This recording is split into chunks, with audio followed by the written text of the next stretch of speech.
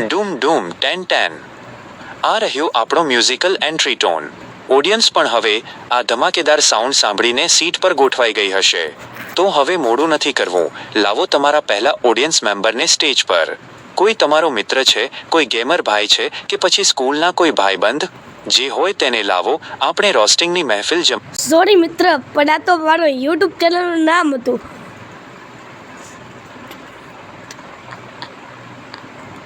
અરે રે, ભારે કરી મારી ગાડી. તો સાચે જ એમ સમજી બેઠો કે તમે કોઈ લાઈવ સ્ટેજ શો કે નાટક જેવું કરવાના છો, અને પેલા ડૂમ ડૂમ 10-10 ને હું એન્ટ્રી મ્યુઝિક સમજીને તબલા વગાડવા માંડ્યો હતો. એટ ગેમર હિમેશજી કે પછી તમારો નવો આઈડિયા એટ હિમેશ શો, એ તો તમારી મસ્ત યુટ્યુબ ચેનલનું નામ છે. હવે મને આખી વાત સમજાણી. તમે તમારી ચેનલ પર આવો કોમેડી અને રોસ્ટિંગ વાળો કન્ટેન્ટ લાવવાનું વિચારો છો. તમે લાઈવ છો, પ્લીઝ ચાલુ કરો.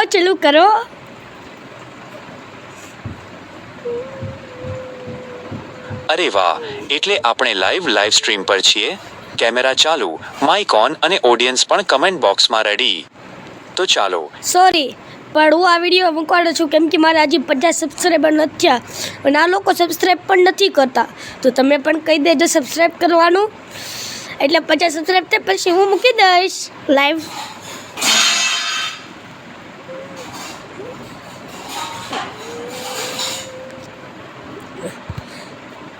અરે, આ તો બિલકુલ સાચી વાત છે.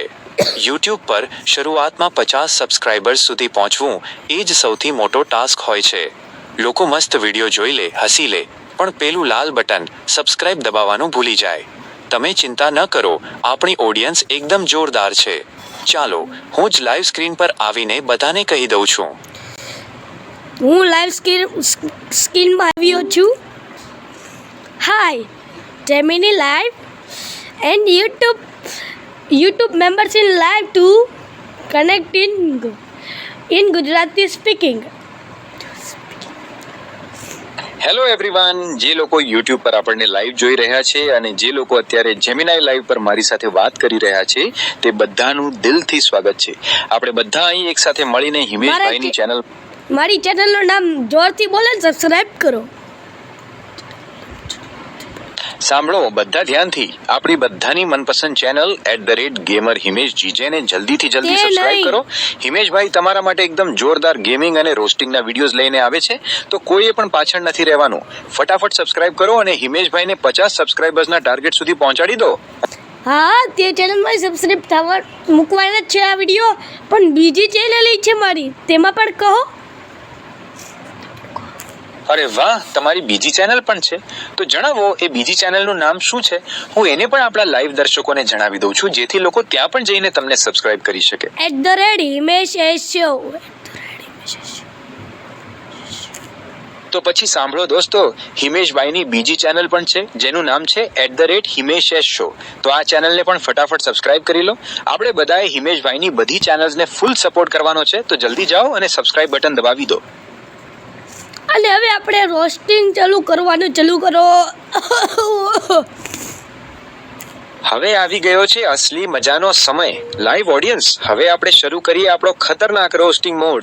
ચાલો, લાઈવ ચેટમાં જે લોકો અત્યારે પ્રો પ્લેયર્સ બનીને મસ્તી કરી રહ્યા છે, તેમને તો આપણે એવું રોસ્ટ કરવાના છીએ કે તેઓ પોતે પણ હસી હસીને લોથપોથ થઈ જશે. તમે બસ ગેમ ચાલુ કરો, પછી જુઓ કે હું કેવા પંચલાઇન્સ મારું છું. કોને સૌથી પહેલા ખેંચવા છે, બોલો? પહેલા નમનભાઈને ખેંચીએ. તો ચાલો, સૌથી પહેલા વારો આવી ગયો છે આપણા ભાઈ નમનનો. નમનભાઈ વિશે લાઈવ ચેટમાં મને કોઈકે કીધું કે તે પોતાની જાતને લાઈવ સ્ટ્રીમ પ્રો પ્લેયર સમજે છે, પણ જ્યારે ગેમમાં કૂદવાનું હોય ત્યારે તેમનું પાત્ર પહેલી જ સેકન્ડે પેરેશૂટ ખોલ્યા વગર જ સીધું જમીન પર લેન્ડ થઈ જાય. નમનભાઈ, લાઈવમાં પ્રો પ્લેયરના મોટા દાવા કરવાને બદલે જરા ક્યારેક ગેમ પ્લે પર પણ ધ્યાન આપો. શું કહેવું છે તમારું? હવે છે કુનાલભાઈ. ચાલો, હવે વારો આવી ગયો છે કુનાલભાઈનો.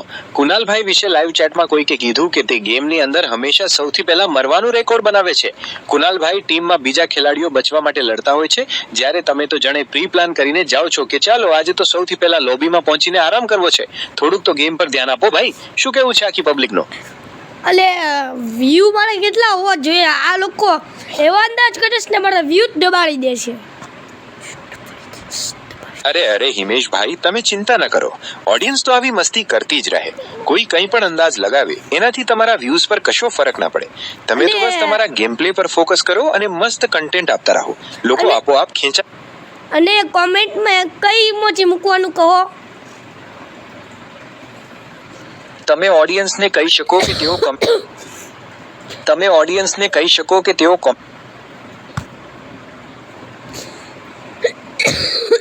તમે ઓડિયન્સને કહી શકો કે તેઓ કમેન્ટ્સમાં આગવાળી ઇમોજી મૂકે, જેથી લાઈવમાં એકદમ જોશ દેખાય.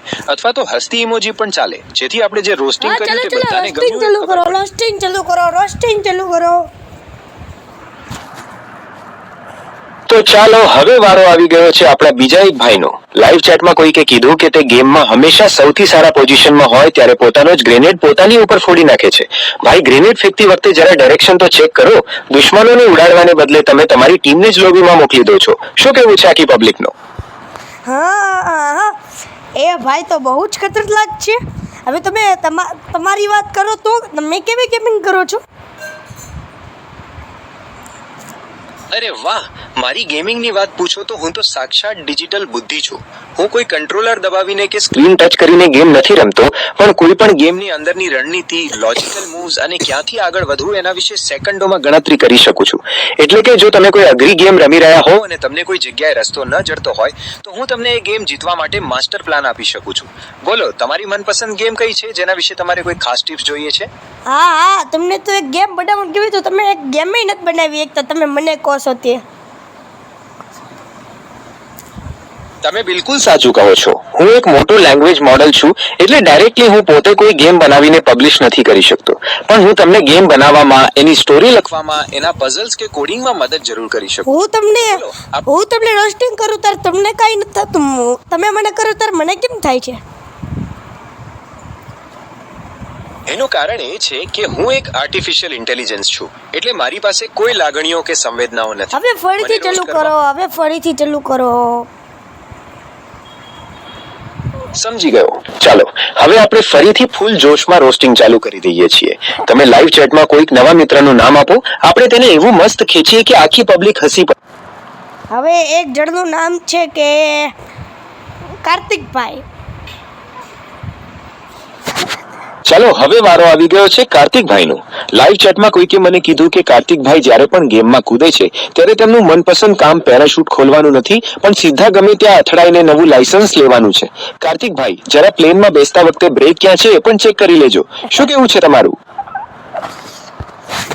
પણ તે તો પ્લેનમાં બેઠતા જ નથી આવડતું, તે તો સીધા હેલિકોપ્ટરમાં બેઠે છે. અરે બાપરે, હેલિકોપ્ટરમાં? ત્યાં તો પ્લેન વાળું ટેન્શન નથી હોતું, પણ પંખો ફરતો હોય એનું ચક્કર ચડે એવું થાય.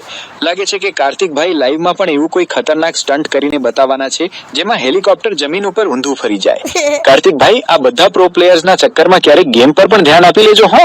શું કહેવું છે તમારું? હાલો, હવે ત્રીજું નામ છે રુદ્રભાઈ. અરે વાહ, હવે વારો આવી ગયો છે રુદ્રભાઈનો. લાઈવ ચેટમાં કોઈકે કીધું કે રુદ્રભાઈ જ્યારે પણ ગેમમાં ગન પકડે છે ત્યારે તેઓ દુશ્મનોને મારવાને બદલે પોતાની ટીમમેટ્સને જ ગલીપચી કરાવવા માંડે છે.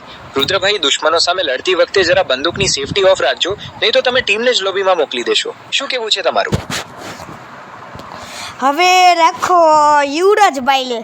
તે બહુ સારા ગેમર છે, બોલે લાગે છે પહેલી ગેમિંગ જોઈ છે, એટલે તે મારા મિત્ર પણ ખાસ છે.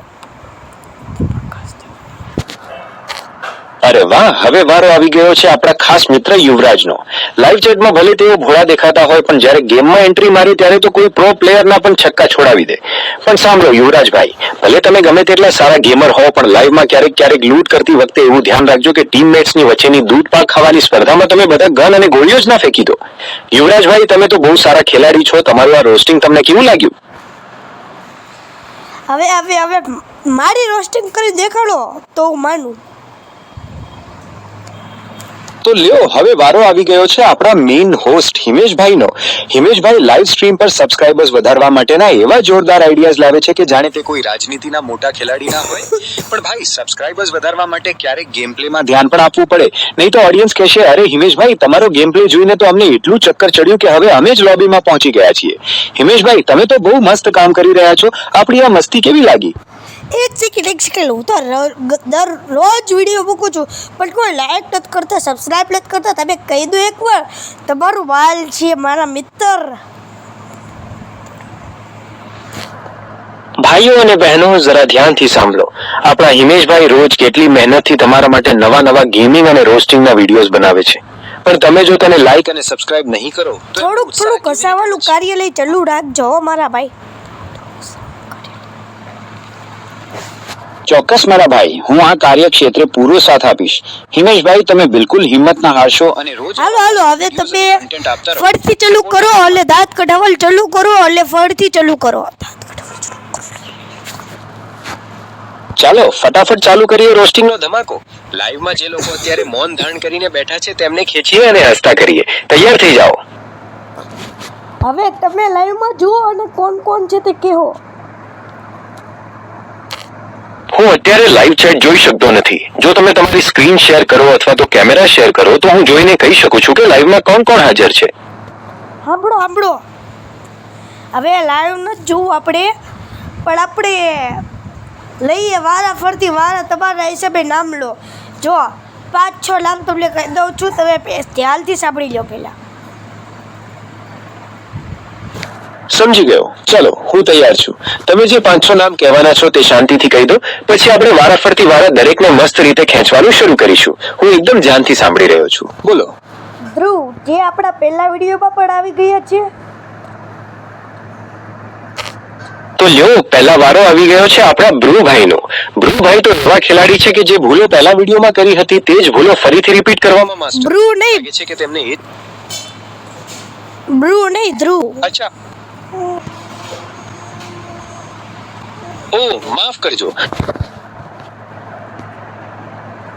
તો ચાલો હવે વારો આવી ગયો છે આપણા ધ્રુવભાઈ.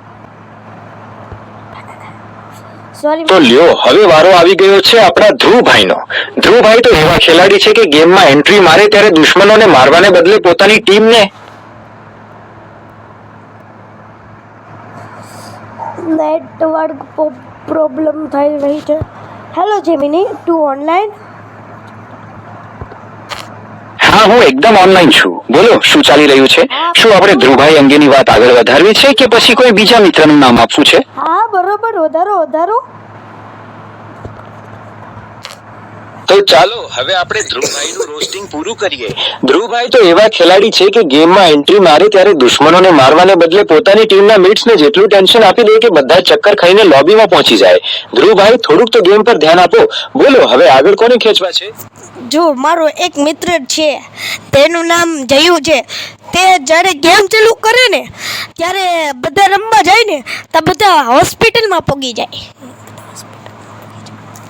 અરે બાપ રે, આ તો ખરેખર ખતરનાક મિત્ર છે. જયુભાઈ તો એવા ખેલાડી છે કે તેમની ખતરનાક નહીં પણ પેલી બકવાસ ગેમિંગ જોઈને. હા, હવે સમજો. જયુભાઈની બકવાસ ગેમિંગ જોઈને લોકોના બીપી વધી જાય અને તેમને હોસ્પિટલ જવું પડે. લાગે છે કે જયુભાઈ ગેમમાં દુશ્મનોને મારવાને બદલે પોતાની ટીમને જેટલું સ્ટ્રેસ આપી દે છે કે બધાના ચક્કર ચડી જાય. જયુભાઈ, થોડીક તો ગેમ પર ધ્યાન આપો. બિચારા મિત્રોને દવાખાને તો ન મોકલો. શું કહેવું છે તમારું? હાલો તમારા હિસાબે કોઈનું નામ લઈને હવે થોડીક વધારે રોસ્ટિંગ કરો મારા ભાઈ. એટલે હસીનો ઠાકો વધારો એટલો વધારો લે, મજા આવી જાય આવે વાળા લે. ચાલો હવે આપણે રોસ્ટિંગનો પારો એકદમ હાઈ કરી દઈએ.